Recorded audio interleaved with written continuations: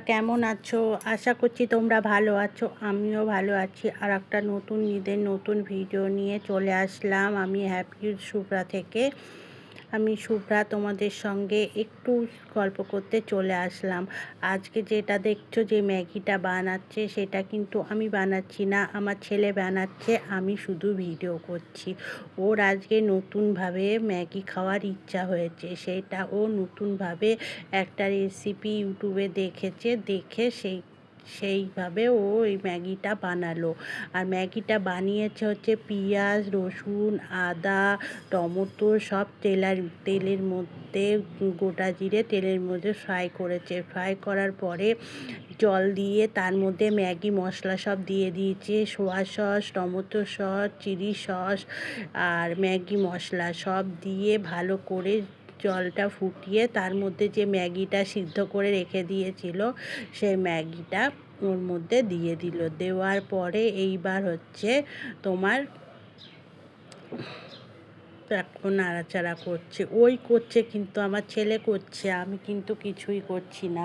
আর একটু জল দিল, গায়ে লেগে যাচ্ছিল বলে অল্প একটু জল দিয়ে আবার এর ওপর দিয়ে একটু চিজ দিয়ে দেবে।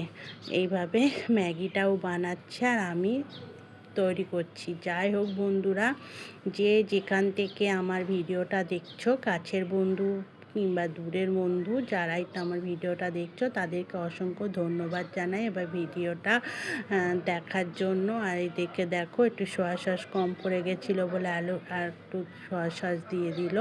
আর আমি সেইভাবে ভিডিও করতে পারি না, আর সেইভাবে এডিটিং করতেও পারি না। তাও বন্ধুরা তোমরা দেখো আমার ভিডিওটা। আর আজকে যেহেতু আমার ছেলে টিফিনটা বানাচ্ছে, ওর ইচ্ছে হয়েছে, পরীক্ষা হয়ে গেছে, তাই একটু ইউটিউবে নতুন নতুন রেসিপি দেখে ওর বানানোর ইচ্ছা হয়েছে, তাই ও বানাচ্ছে। আর আমি পরে একটুখানি বললাম তুই সর, ও তো নাড়াতে পারছে না, এতটা ম্যাগিও নাড়াতে পারছে না, ওই জন্য আমি বললাম তুই সর, আমি এবার একটু নাড়িয়ে দিচ্ছি। তারপর আমি একটু নাড়িয়ে দিলাম, তারপরে ওপর থেকে ও চিজ ছড়িয়ে দিচ্ছে, দেখো বন্ধুরা। আর ম্যাগিটা আমার ছেলে কীরকম বানিয়েছে তোমরা একটু কমেন্ট করে জানিও। নতুন নতুন রান্না শিখছে তো, শেখার আগ্রহ হচ্ছে, ইউটিউব থেকে দেখেই কিন্তু এটা ও বানিয়েছে। যাই হোক বন্ধুরা, তোমরা যারা যারা আমার ভিডিওটা যারা আমার ভিডিওটাকে দেখছো কিন্তু এখনও পর্যন্ত আমাকে সাবস্ক্রাইবার করুনি, অবশ্যই একটা সাবস্ক্রাইবার করে আমার পাশে থেকো, আমাকে সাপোর্ট করো, আমি তোমাদের সাপোর্ট করব। আর যারা তো আমার আগে থেকেই বন্ধু করে রেখেছো, তাদেরকেও অসংখ্য ধন্যবাদ জানাই।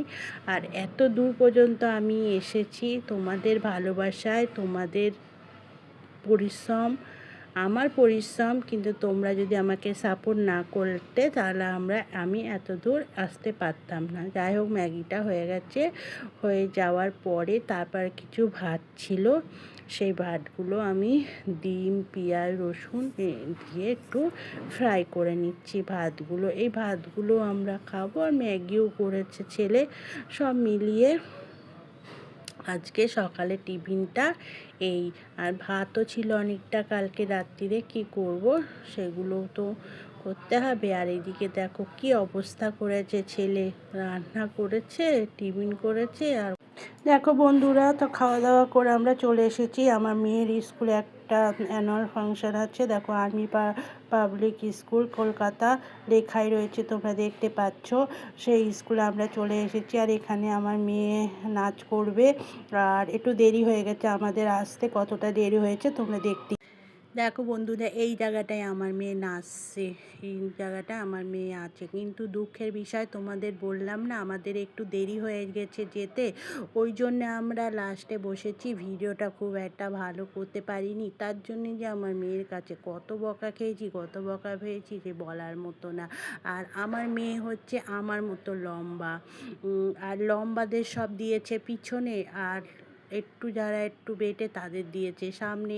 এবার লম্বাগুলো সব পিছনে নাচ করছে। আর যে লাল আর সাদা দেখতে পাচ্ছ না, লাল আর সাদা যেই ড্রেসগুলো পরেছে, ওই লাল আর সাদা ড্রেসে আমার মেয়ে পরেছে। কিন্তু আমার মেয়েকে আমিই চিনতে পারছি না, তা তোমরাই কী করে চিনবে বলো? এত সাজিয়েছে যে যে এমনি আমার মেয়ে খুব একটা সাজে না, খুব সিম্পলের মধ্যে থাকে। আমিও যেরকম সিম্পলের মধ্যে থাকি, আমার মেয়েও সেরকম সিম্পলের মধ্যে থাকে, খুব একটা সাজে গোজে না। আর এই যে অনুষ্ঠানে, নাচের অনুষ্ঠানে, স্কুলে প্রোগ্রামের নাম দিয়েছে, আর সেখানে এত মেকআপ করিয়েছে যে আমি আমার মেয়েকে চিনতে পারছি না। আর এখানে গানটা দিলে যদি কপিরাইট আসে, সেই ভয়তে আমি গানটা মিউট করে দিয়েছি।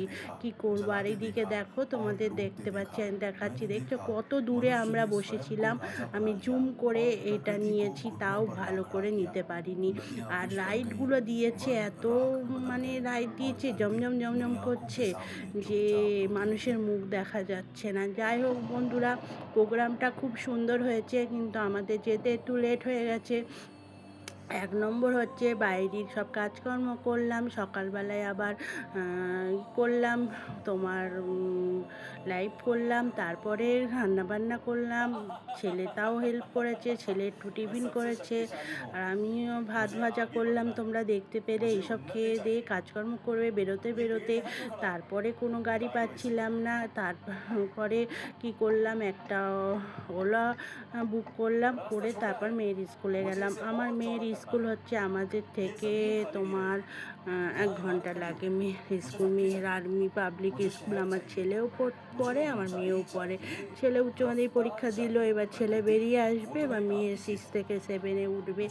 যাই হোক বন্ধুরা, এখানেই তো তোমাদের সঙ্গে কথা বলছি। কি করব, এই গানগুলো যদি তোমাদের দেখাতে পারতাম, নাচগুলো যদি তোমাদের দেখাতে পারছি, কিন্তু যে গানের সঙ্গে যে নাচ, সেগুলো যদি তোমাদের আমি একটু দেখাতে পারতাম তাহলে খুব ভালো হতো। আর এখানে দেখো, হচ্ছে তোমার এখানে একটা মতো তোমার কি বলবো, নাটক টাইপের হচ্ছে। जब धरती रोती है तो कहीं ना कहीं इंसान भी टूट जाता है।